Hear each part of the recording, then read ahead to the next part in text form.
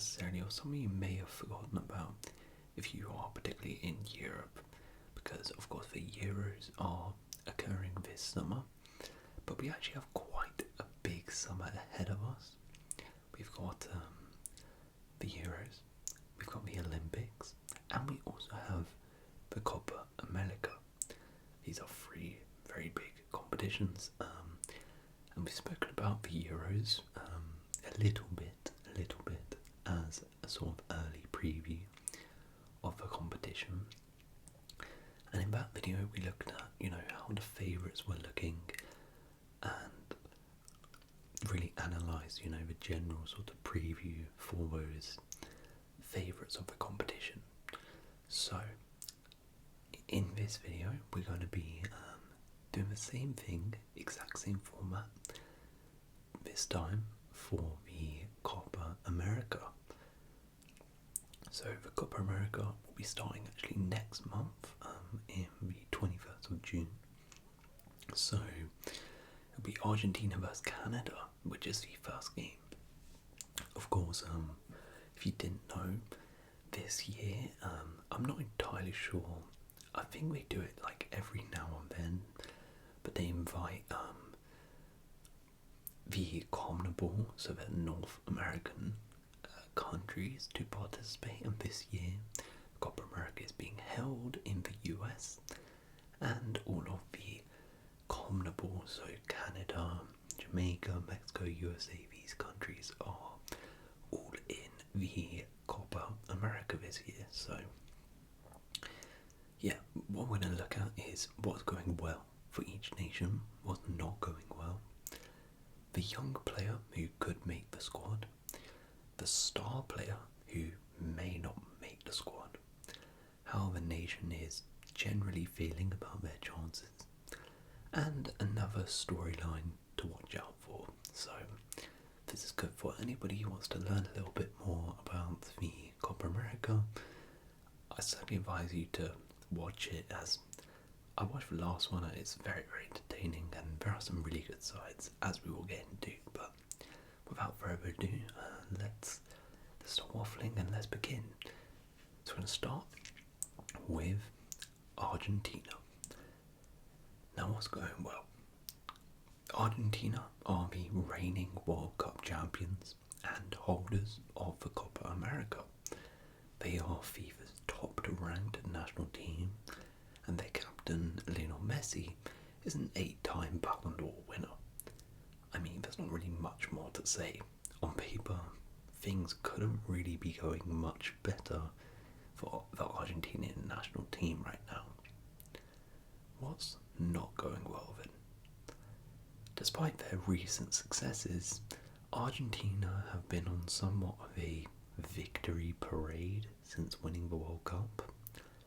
Since that win against France in the final, they have played Panama, Curacao, Indonesia, El Salvador and Costa Rica in their friendlies.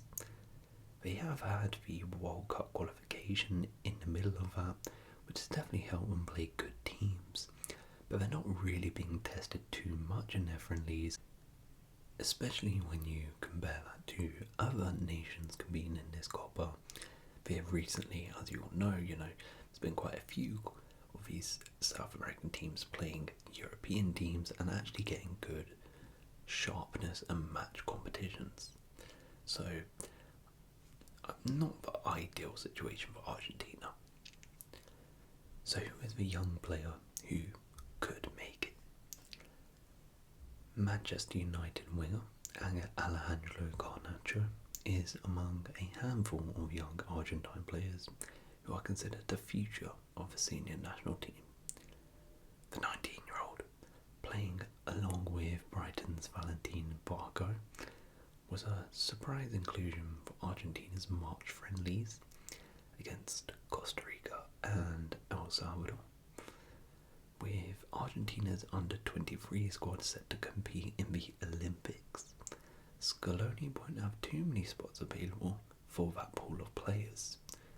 Garnacho has 3 senior national team caps and could break out internationally this summer, either as the star for their Olympic squad or for the senior squad at the Copa. So who is the star who might not make the squad? By June, United defender Lisandro Martinez should have recovered from a knee injury he suffered against West Ham on February the 4th. Whether or not Martinez will be match fit is more difficult to predict. At 26, Martinez has made just 16 appearances for Argentina, and injuries are a big reason why. Yet, Scaloni included Martinez in Argentina's squad for 2 March friendlies, a sign of how much the defender is valued within the group. So how is the nation feeling about their chances?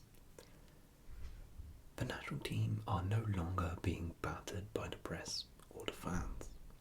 They are treated as respected footballers, and like rock stars on social media.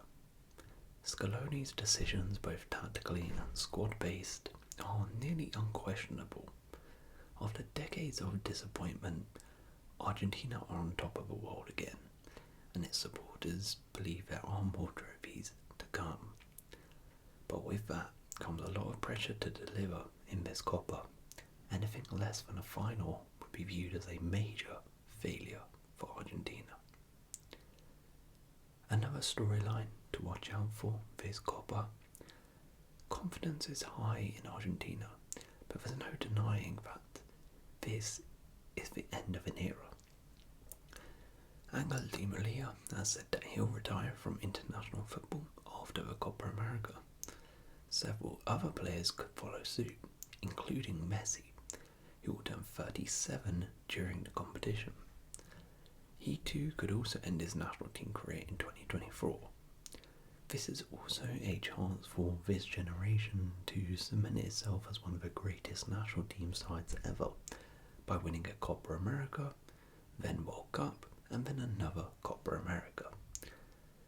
This is well and truly, I guess you can say, the last dance for this golden generation of Argentina. Next up, we have Brazil. So what's going well? Not a great deal, really.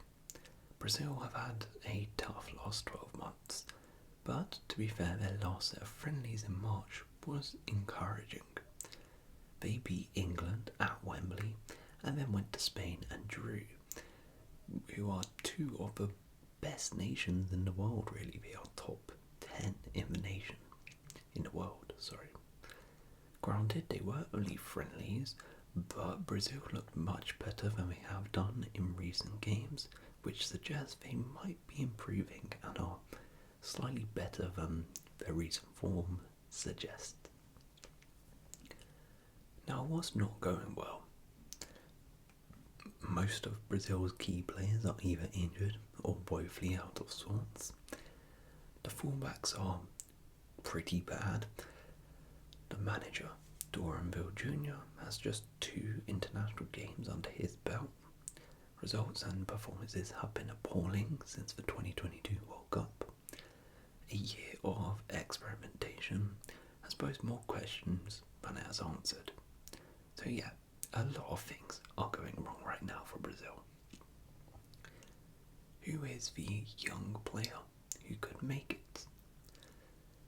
A lot of attention will be on Endrick, Brazil's latest hope.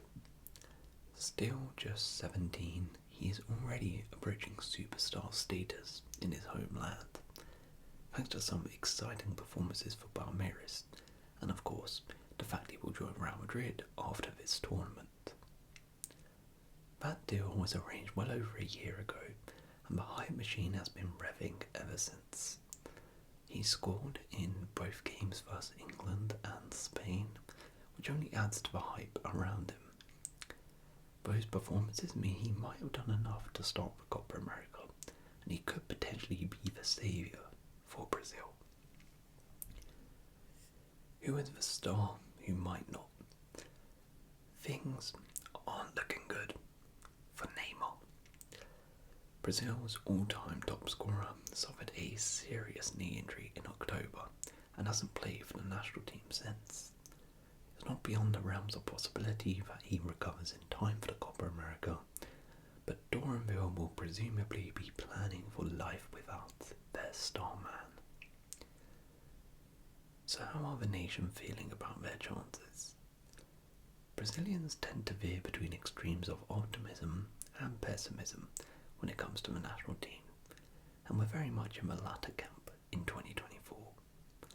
After all the faff with Fernando Diniz, who was appointed to set things up for Ancelotti and then sacked in January, the consensus is that it would take something akin to a miracle for everything to come together in the US and Brazil to win it. Another storyline to watch out for is Real Madrid have recently provided the spine of a Brazil team. Eder Militao, Vinicius Jr., Rodrigo, and previously Casemiro. But another Spanish club can now breathe fresh life into the squad. Right back Ian Couto and electric winger Savio have been called up after impressing for Barcelona, and might even be late boulders for the starting X9. It'll be some story if Brazil were to win this with Barcelona's stars playing for them. Next up, Uruguay. So what's going well? They were deeply underwhelming at the 2022 World Cup, but Marcelo Bielsa has livened things up with his trademark brand of outside artistry. Uruguay have won 6 of their 9 games under El Loco, including back-to-back victories over Brazil and Argentina. The football is daring and energetic, is very good, and the vibes are even better. What's not going well? The failure to qualify for the under-23 Olympics at the start of the year doesn't look like a big deal on paper, but it was actually a real blow. The Olympics hold a special place in Uruguayan hearts, and Bielsa, who actually took charge of the side himself, must hope that the sense of disappointment does not bleed into the senior setup. Beyond that, there's not really too much going wrong. Who was the young player who could make it? Uruguay won the Under-20 World Cup last year, and a few players from that side should be on the plane to the US in June. Sebastian Boselli looks like the next great Uruguayan centre-back, albeit an unlikely starter, given he shares a position with Ronaldo Araujo and Jose Jimenez, while the sparky Luciano Rodriguez could be a useful impact sub in attack. Then there is Fabricio Diaz, a classy central midfielder who supposedly rejected Barcelona before joining Qatari side last year. So watch out for the young Uruguayans in this Copa America. Who is the star who might not? Edinson Cavani has already been decommissioned, and the post-Luis Suarez era is also approaching. The veteran striker hasn't started the Uruguay game since the World Cup, and there appears to be no obvious place for him in Bielsa's system. If he sneaks into the squad, it will be as a wild card and for the dressing room rather than a key player. How are the nation feeling about their chances? Pretty positive overall. Uruguay may not have the kind of star power they once did, but they have a balanced squad and a manager capable of the sublime. The feeling is that Bielsa is the right man to harness the obvious potential of the youngsters coming through, even if this Copa America might come fractionally too early for them.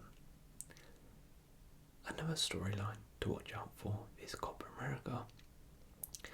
It will be fascinating to see the Darwin Núñez roadshow onto the big tournament stage.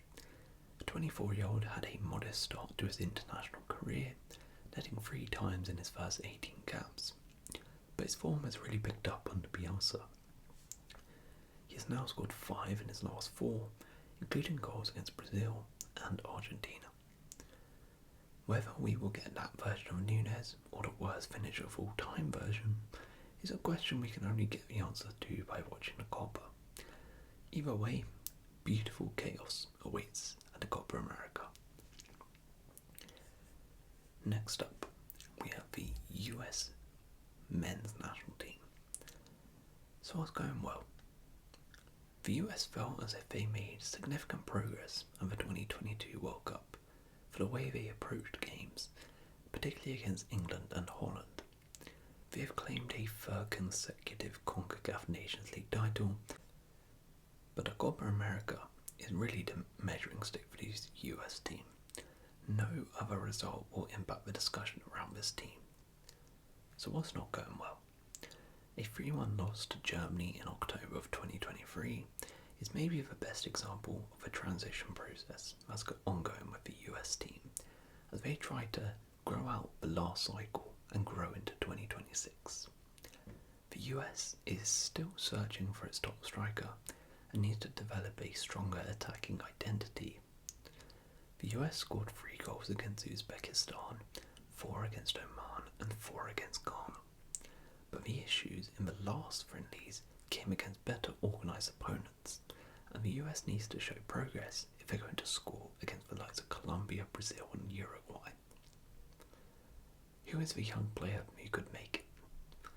Kevin Paredes, a 20-year-old left wing-back at Bundesliga side Wolfsburg, could benefit from his versatility to find a real role in his US team.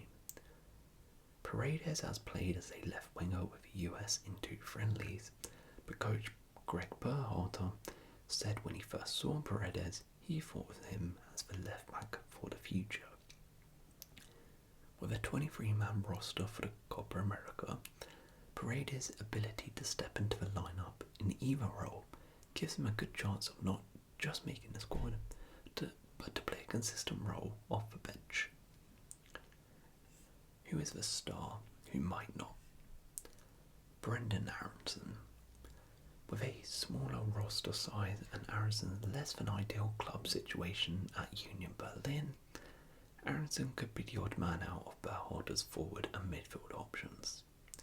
Should Berhalter opt to just bring 2 strikers and an extra winger, Aronson likely sneaks in, but it's a tough debate to say Aronson brings more value right now to the squad than Ricardo Pepi, Fuller and Balogun and Josh Sargent. So, how is the nation feeling about their chances? The US fans are insanely optimistic and insecure all at once.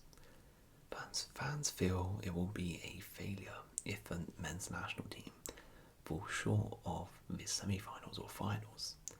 At the same time, it feels like they are reacting to an early exit before it happens. From a zoomed out perspective, the US has never been more hopeful about a national team in its history. There is a real belief this team can be different. Another storyline to watch out for is Greg Berhalter's job status. He is already facing questions as to whether his job hinges on the Copa America performance. What is considered the level of success for Berhalter to retain his job? What is considered a success for a team that got to the knockout stages of a World Cup? The US got to the semi-finals in the Copa America before.